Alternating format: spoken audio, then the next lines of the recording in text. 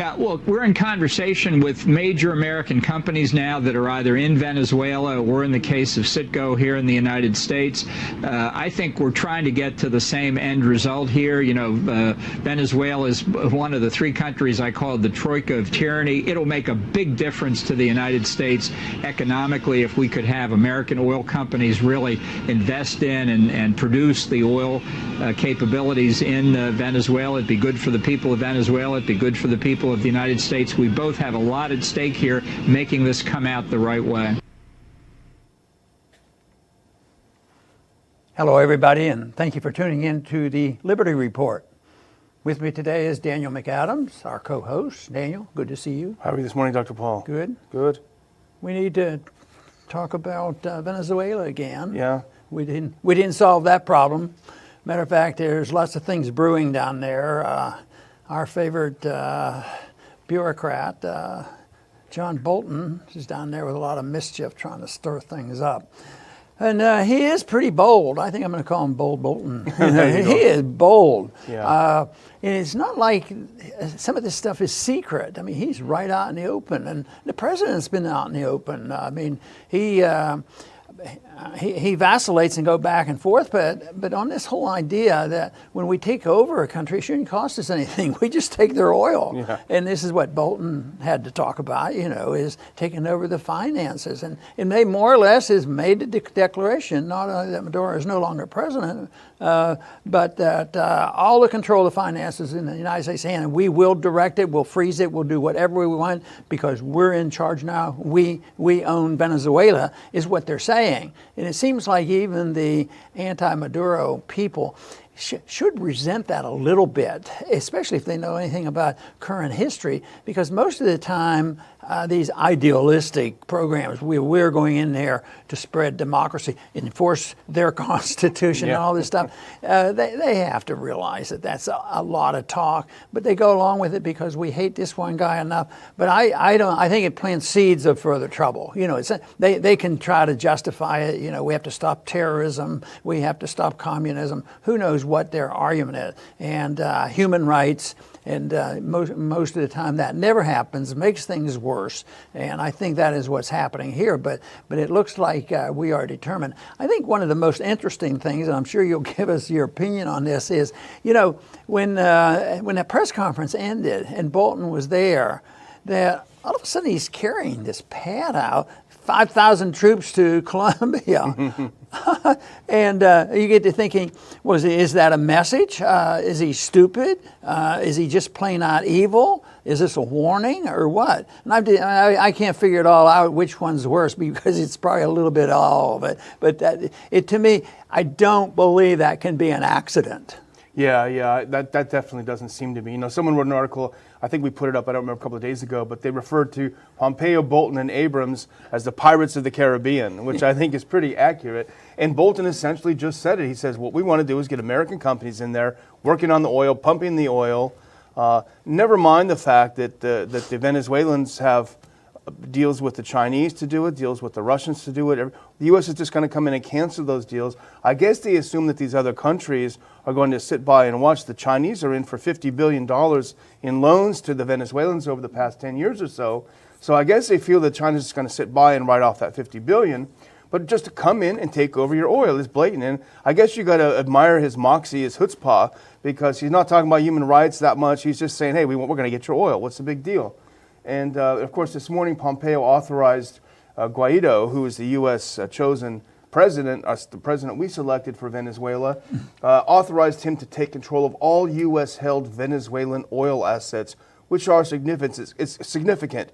It's going to put billions of dollars in the hands of Guaido and the so-called opposition in Venezuela. And I think it ratchets up the coup, and it's probably going to be dangled in front of some of those senior military officials as well in Venezuela to try to break some of those away, which is key to this thing going through. I wonder if Bolton is ever bothered by, the fact that most of the world at least says taking other people's stuff is theft. But in this category, as we have complained so often, when government performs acts that we ourselves consider illegal and theft and monstrous as individuals, too many Americans concede that governments can do it. So this is the case. He would have no remorse whatsoever. This is a moral imperative that you use your military strength to impose their will, even if it involves killing and murder and wars. That it never bothered him. I mean, just think of the atrocious statements made over the years about people dying in bombing, like with Madeleine Albright, and how many people die over these things. It doesn't bother him. It's amoral, and I think here, okay, we're going to take their oil and we're going to threaten them with 5,000 troops. Quite frankly, if we decided that we were going to just go over there and militarily take them over, 5,000 troops in Colombia is probably not very necessary. I mean, we have all. But I think it's just threats, intimidation, trying to scare this guy away and capitulate and turn everything over to the United States. But there are more factors now than in the old days when we'd go into South America, and you mentioned them already with China, and Russia has concerns. So I don't think it's going to be a cakewalk.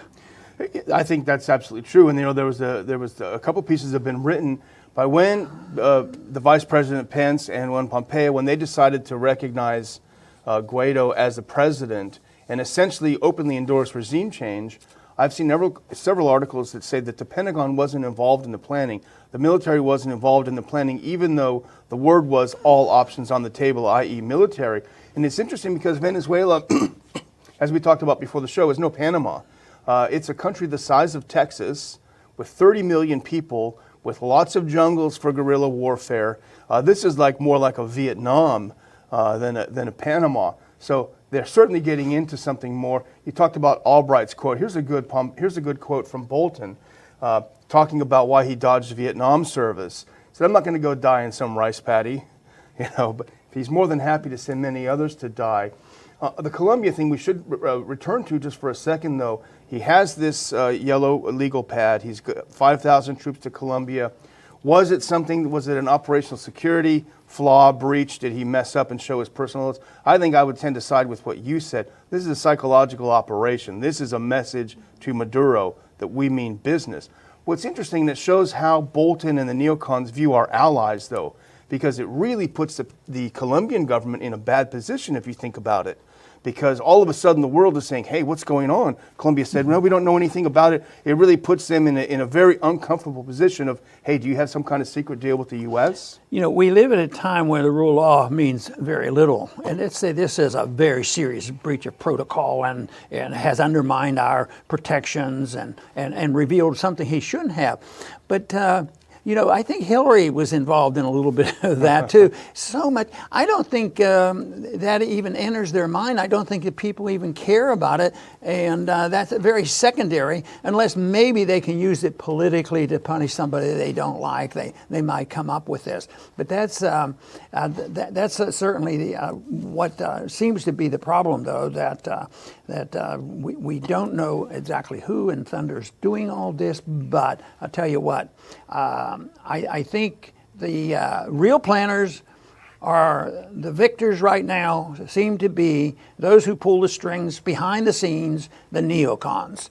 The neocons are in charge, and they are the swamp. So someday we're all going to have to dissect this out and decide, who exactly is involved in the swamp, and who is really sincere in getting rid of it, and is it going to be that if you're not consistent in it, that you'll lose credibility, or will you always have credibility no matter what? Play games with them. Sometimes I do what the neocons tell me. Sometimes I don't. And that to me is just a mess, because they're too close to the administration.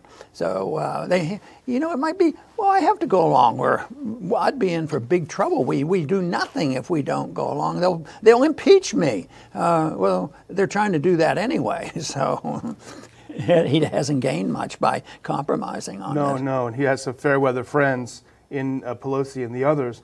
But, the neocons are great flatterers. And I think, I don't want to do a pop psychology with Trump, but I suspect that he's susceptible to such flattery. And I think George W. Bush was as well. So I can imagine a scenario where this was sold to Trump on Trump's own terms. Mr. President, we're going to go down to Venezuela. They got a bad guy running the country. We're going to go down there. We're going to liberate the people, but we're also going to get the oil to pay for it all. And he's going to say, oh, that sounds like a pretty good deal. Well, he preached that in his campaign. Openly, he says that was the big problem in the Middle East. It wasn't the aggression that we were committing, but it was the cost and not doing the job and not paying for it. And that's the same thing with NATO. He never saw NATO like we see NATO, as an international government, abusive government. And yet NATO.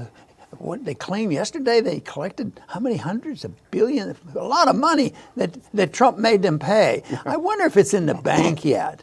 I just have a suspicion that was just PR.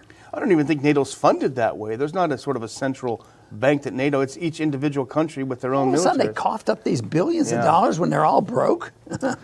And we put up a piece on the Ron Paul Institute, ronpaulinstitute.org, from the Greystone Project, and it's a great article written by Max Blumenthal and Dan Cohen, doing some old-fashioned investigative reporting, which is so sorely needed these days. But they went back and they looked at the history of not only Juan Guaido, but the political party that he formed.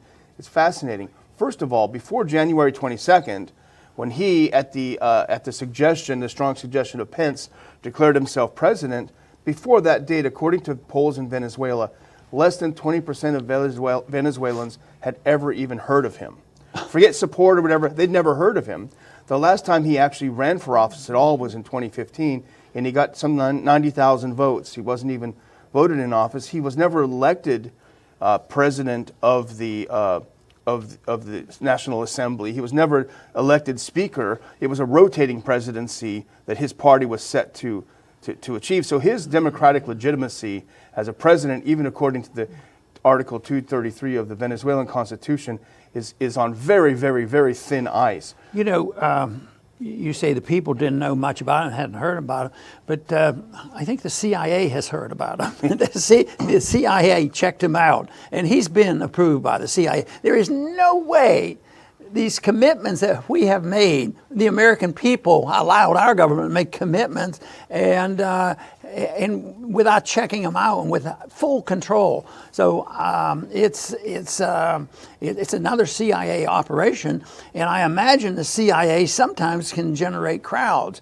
Even though there's big crowds, I'll bet there's a lot of people, maybe they didn't know Guaido, but there's a lot of people who are probably very unhappy. That's a miserable place, when they have this runaway inflation and all these things. So it's easy to energize people like that and get them out. But I think the organization is sort of like, I often wonder how they organize these caravans of immigrants coming our way, because I don't think that's really all that spontaneous. And I think some of those crowds just didn't pop up. Oh, okay, there's going to be a big crowd down there, and we're going to.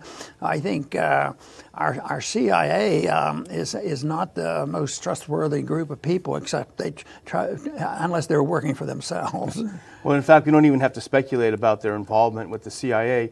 And here's another reason why they hate Assange. WikiLeaks has revealed internal memos from the U.S. Embassy in Caracas back to Maine State in Washington back in 2007. Guaido and this whole group that what later became the political party, the Popular Will Party, all of these people were taken to Belgrade, Serbia in 2005 and were given the same training in regime change that a lot of the other color revolutions that we've seen. They were student leaders at the time. They were taken, they were funded by the National Endowment for Democracy, which is the U.S.'s regime change organization funded by the government, also funded by the CIA. They were with Otpor and Canvas, which are the groups that train these people. They were sent back home after this training. They became known as the Generation of '07. They started launching some pretty violent protests, and in fact, the head of the party that Guaido was in has been under house arrest because they participated in 2017 in street riots where several people were killed. So these people were all trained in regime change tactics by Washington, by the National Endowment for Democracy, the CIA. So this is really the more in Blumenthal, hats off to Blumenthal and Cohen, because they really uncovered. Look at the article, click on the links, don't take my word for it in terms of this summary. They really dot the I's and cross the T's. That's right. And the truth is out there. A few of them can dig it out. The big job is spreading this around. But you know, if the American people were asked to reveal their images and their understanding of foreign governments getting involved in somebody else's election, and they were on a scale to 1 to 100, who was the most ruthless in getting involved in interfering in election, I believe that it would be overwhelmingly it's the Russians have gotten involved. And if you compare that to how many times we have participated in coups, and even this out in the open, they'd probably say, oh, well, this is different. This is different. So that is where the real problem is, the understanding of the principles and the morality of a non-interventionist foreign policy and the impracticality of it. You know, it doesn't work and it costs a lot of money. It makes more enemies. And, you know, it leads to no good, and yet the people, you know, there were no qualms about us marching into Panama, you know, in 1989 and taking out Noriega. Yeah. So, and this is the way this would be. People aren't going to do it, but thank goodness there are a couple people out there. But what do they do? What do they do with a guy like Assange? He's the greatest criminal there is. Yeah. You know, he's not even an American citizen, and yet he has committed the most vicious treason ever, and we have to punish him, you know, for life. You know, and people call for his death penalty. Yeah. So truth is a very, very powerful tool, but it's also one that the tyrants, they have to squelch it because their exposure will destroy them. You don't need an atomic bomb to destroy them. You just need to reveal the truth and it will be destroyed. So that is why the Assanges of the world are probably, and other individuals who will reveal the truth, why they are so valuable. And, you know, we even had our program once on all the truth tellers, you know, at our convention. And they're very, very important people. But it is a struggle. And I think that's really our job, the best we can do it. Imperfectly, absolutely, but I think exposing the truth is the number one job we have, and encourage other people to do the same thing. Yeah, absolutely. You know, Dr. Paul hit it absolutely on the head. This time is different. They lied about Iraq, they lied about Syria, they lied about Yemen, they lied about Afghanistan. They lied continuously in these regime changes, but they'll say, oh, but this time is different, this time is different, this one will work, this will be something different. That's why I always really urge people, okay, it's great to oppose war, but oppose war propaganda. They want us to say certain things to grease the skids, to grease the wheels, to move the machine forward. You know, my good friend and mentor Lou Rockwell always tells me, I refuse to say anything bad about a regime the government wants to kill, the U.S. government wants to kill, because I don't want to participate in the war propaganda. And I think that's a good thing to keep in mind. War propaganda greases the skids for war and is just as dangerous as war. You know, they're always trying to grab the moral high ground, no matter how evil they are and no matter what kind of a war they're trying to start. And this is we've mentioned this, and has already been given as an excuse for us to go in there. We need to go into Venezuela to enforce and save the Venezuelan Constitution. Can you believe the arrogance of that? At the same time, we disobey, totally ignore our own Constitution to go and pretend that we're going to enforce this Constitution because we're going to go down there and steal the oil. I mean, such hypocrisy. I just think it's tragic that more people don't say, hey, wait a minute, how many lies can you people tell? But you know, the driving force is that there is, and because I've experienced it, I know about it, we all have a desire to want to like our country, but we shouldn't equate that with liking our government and liking bad policy. You know, liking our country and our values and the Constitution is one thing, but this whole thing that we went in there to save the Venezuelan Constitution by abusing our Constitution is just ludicrous. That is why we need more truth tellers, and the more we find, the better off we'll be, because that is what will help us move toward a peace and prosperity society. Thank you for tuning in today to the Liberty Report. Please come back soon.